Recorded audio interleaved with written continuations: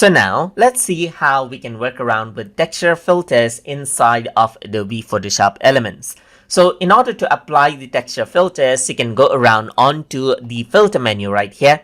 And then here you can see texture is an option. And here you can go around and select out different texture according to how you want. If I were to go around and select green right here, then what happens is that it opens out the filter gallery where green is applied, and you can go around and change out the green type. You can go around and choose from different vertical type of greens right here with speckles, as you can see, just like that.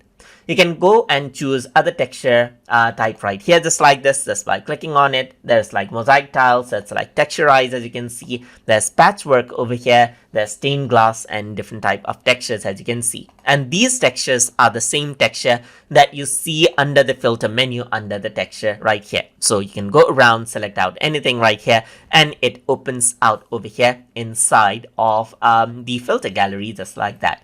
And that is how you can utilize the texture filters inside of Adobe Photoshop Elements. So I hope you guys learned something as always. And as always, please like, comment, share, and subscribe.